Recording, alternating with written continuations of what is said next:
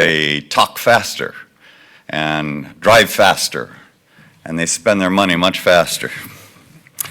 All right, I'd like to continue from the remarks of my distinguished colleagues to talk a little more about leadership. This is my perspective to have information renaissance leadership for the knowledge value era.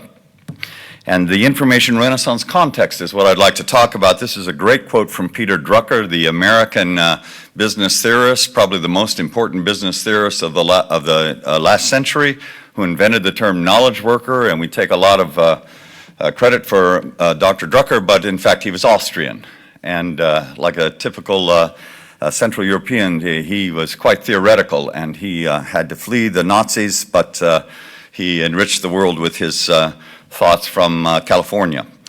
He says, what we call the information revolution is actually a knowledge revolution. The key is not electronics, it is cognitive science. This is the context of our era. If we had a street sign, it would say, welcome to the information renaissance. I say it's a knowledge society driven by an information economy. It is not a feudal society driven by an agrarian economy. It is not a mercantile society driven by an industrial economy. It is a knowledge society, the knowledge value proposition my colleagues have been talking about. It's a challenging innovation. We think it's new, but it's not unprecedented. The European Renaissance, driven by the information flood, driven by the information technology of Gutenberg printing, blew open the history of the time and made the European Renaissance. There in Italy about the time of Michelangelo, in Britain about the time of Shakespeare, and then unfolding regionally all through the world. Individualism from the gift of the Renaissance has just now arrived in Asia. So the Renaissance has been unrolling a long time. We've been influenced even if we didn't know it. The word Renaissance was a 19th century word. And this is the question, is this the information revolution? Well, I studied revolutions, and revolutions are bloody and short and very disruptive, and no society can have a perpetual revolution. So it's a post-revolutionary era. It's not, in America, 1776, the time of our revolution against the British king. In the American context, it's 1803. Thomas Jefferson is now the president in the White House, and he has bought from Napoleon the Louisiana Purchase, the whole center of the continent, and they don't know what they've got, but they bought it. And so they send out Lewis and Clark. The Corps of Discovery was the name of their expedition, to see what we've got. And this is where we are today. We are going to explore the territory we've already bought, but haven't yet explored. So what are the characteristics of an information renaissance? The positives are rapid, great human progress. We're stunned by what is happening. But also negatives, the clash of paradigms generates major social conflict. So the irresistible force meets the immovable object. What happens? Well, this has always been the great quandary, but I will tell you the answer. At the end of the story, the irresistible force always wins. But the immovable object changes its vectors. I have as my image the Colorado River going from the mountains in central North America inevitably to the sea. But the Grand Canyon is where the earth, the stubborn earth, has changed the course of the river, even as it continues its irresistible way. So we have this time of great clash of paradigms. We cannot choose the lifetime we have. We are living in Renaissance time, so be ready for this ride up and down. Lots of conflict, lots of progress, lots of setbacks. The clock does run backwards. People turn back the clock to the feudal times if they can. We're seeing it today.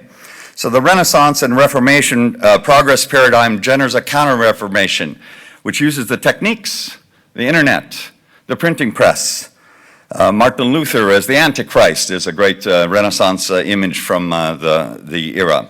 It results in this upheaval and change top to bottom at the leadership level and at the popular level underneath, bottom to top.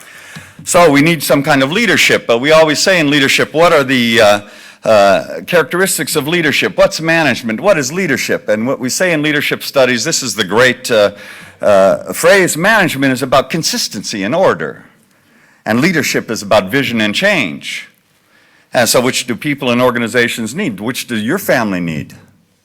And the answer is both. We need consistency and order. We need vision and change.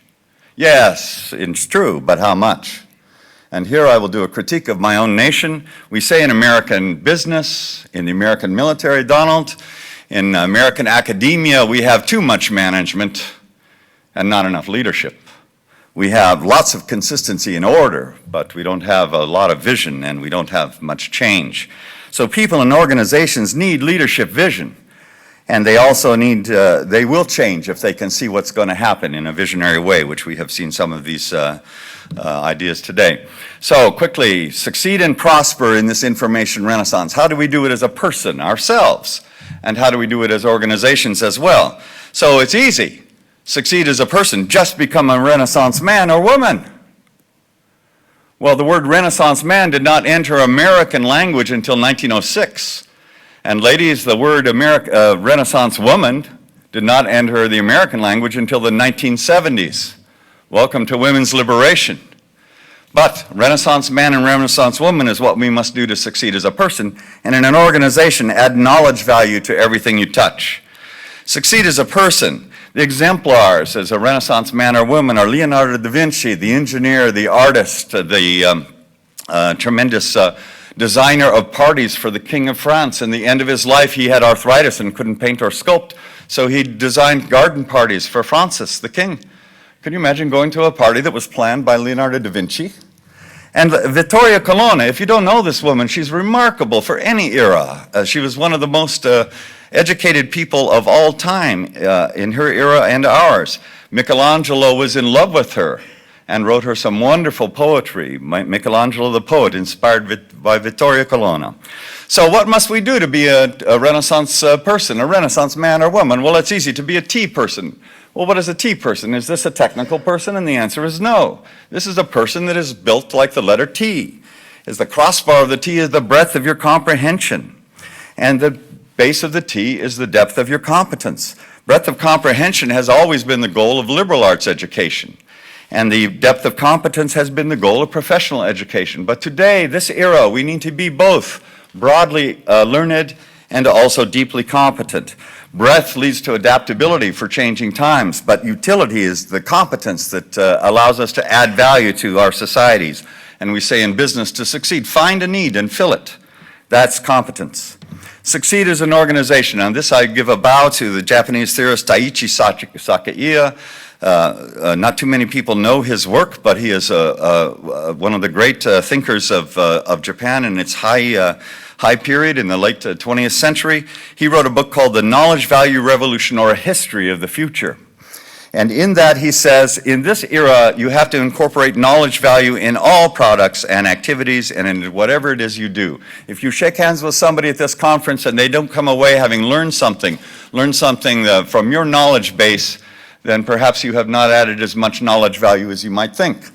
So in my work in ICT, we have a knowledge premium in the 3 Ds of design, development, and deployment of information systems. Sakai's example is the Hermes tie, or the Hermes scarf for the women. He says that an Hermes scarf tie costs 2 or 3 times an ordinary tie, even though the material is not 2 or 3 times as long. Can you imagine a tie that's 2 or 3 meters long? Now that is worth 3 times as much.